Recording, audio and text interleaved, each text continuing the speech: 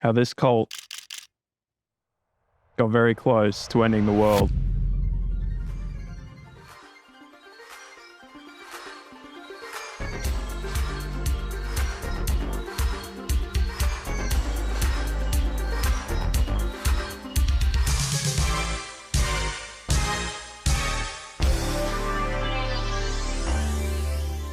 (1984), Tokyo, Japan. Coming off the devastating events of World War II, this nation had become the focus of the world in a different aspect. During this time, Japan was having an economic boom, becoming the central power in manufacturing and technological innovation. Culturally, Japan was also an uncomfortable place, where people were enjoying expressing themselves and living lives of extreme material wealth. Then comes this guy.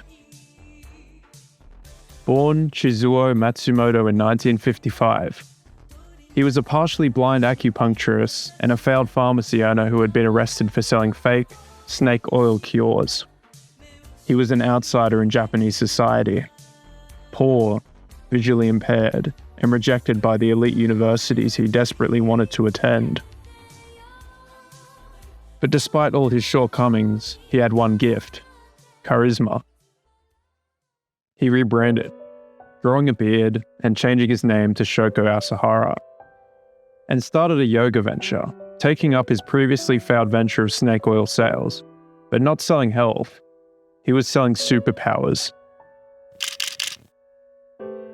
He made a number of claims: that he could levitate, that he could read minds, and that he could heal the ill.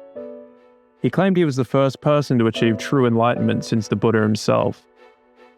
And nowadays, it would just be called schizo posting, but back then, if you were charismatic enough, you could literally lead a world-changing religion or a bunch of people to a violent death. But I digress. Shoko Asahara spoke directly to the plight of the average Japanese salaryman at the time, working long, arduous weeks, making good money, but being unfulfilled spiritually. He offered an escape. He said plainly that the material world was evil and that society as a whole was doomed and he was their only savior.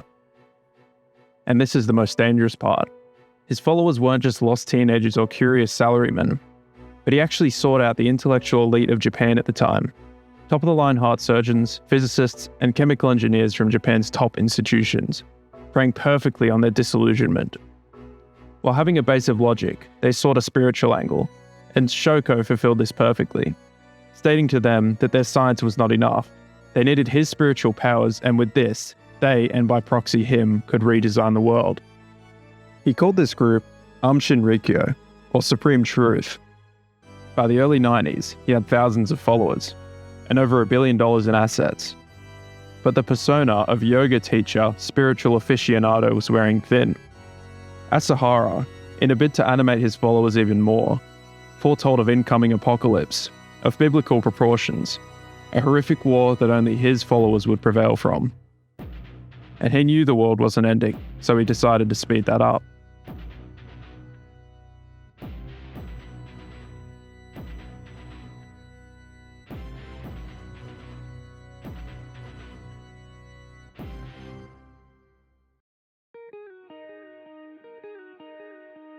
It's at this point in the story that events in the ideology itself go from being potentially classified as eccentricity to becoming a threat to Japanese society as a whole. These events upcoming sealed the group's eventual fate.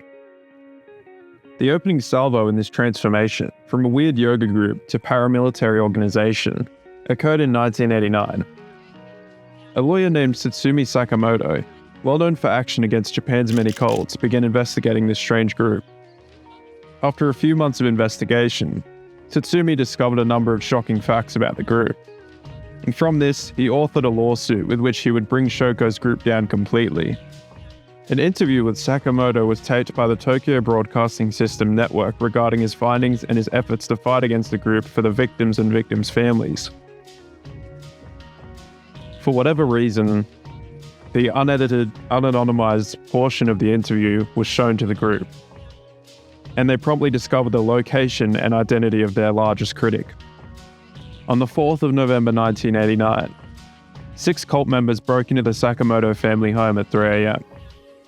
They were on explicit orders to stop this lawsuit at any cost, and with the explicitness and veracity like which the order was given, they brutally murdered the lawyer, Tsutsumi Sakamoto, his wife, Sakoto Sakamoto, and 14-month-old infant son, Tatsuhiko. To cover their tracks, they took the bodies and scattered them across Japan in drums, and destroyed all forensic evidence. This first act, while still brutal, pales in comparison to the rest of their actions, but this one is the most important. It shows they were willing, as a group, to become complicit in murder, and at this point, there was no turning back.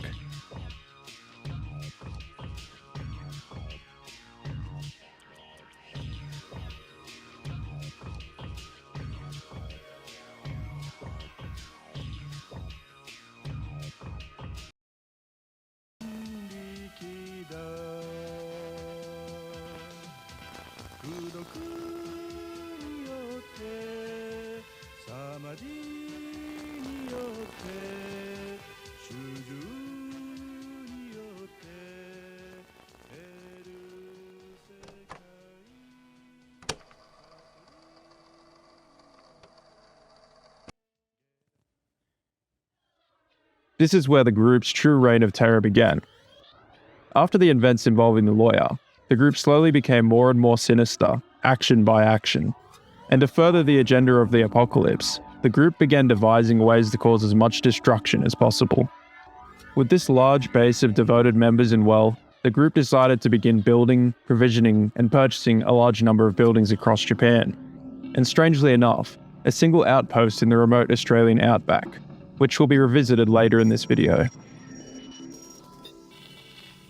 Seeking more power, and to further isolate the group, Shoko decided that militarization was the best course of action, creating branches and sub-branches of quote-unquote ministries regarding science, construction, and intelligence. Also aiding in this goal, the group set up facilities to illegally produce firearms, attempting to create 1,000 Kalashnikov-style rifles.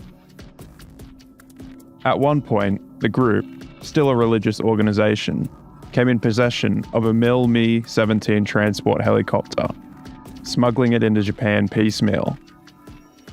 The group decided to begin focusing on certain chemicals to achieve their stated goal of destruction. They began running precursor tests involving a number of different deadly toxins.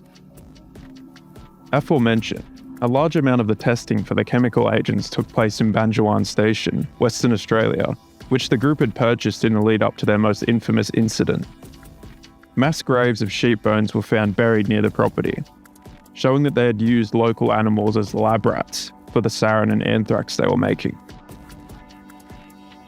Interestingly enough, a seismic event, alongside the presence of a massive fireball, occurred south of the station in the years the property was operational as a site for ORM.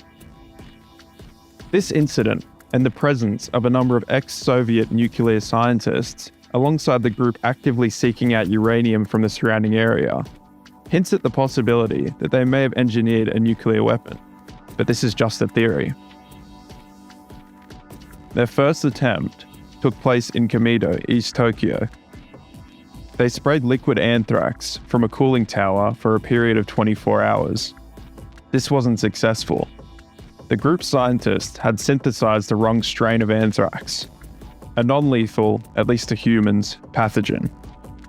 The only ill effects was a foul odor and the death of pets nearby. Another case relevant is the incident in Matsumoto. As the group gained notoriety, it was impossible for them to set up in other prefectures, and specifically in Matsumoto, where they received pushback from not only the residents, but judges who sought legal action in the prefecture. Knowing this, ORM devised a plan to not only take out their biggest roadblock in the area, but to also test the efficacy of one of their newly discovered chemicals. What is sarin? Sarin is a volatile liquid like water that turns into gas easily at room temperature. How does it work? Primarily through inhalation. You breathe in the vapor, your lungs constrict, and you foam at the mouth, and then you suffocate and you die.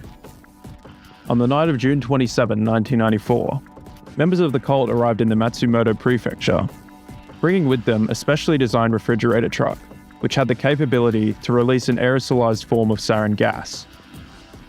This is exactly what they did, leading to 8 deaths. In the aftermath of this event, the police focused on Yoshiyuki Kono, whose wife fell ill from the sarin attack.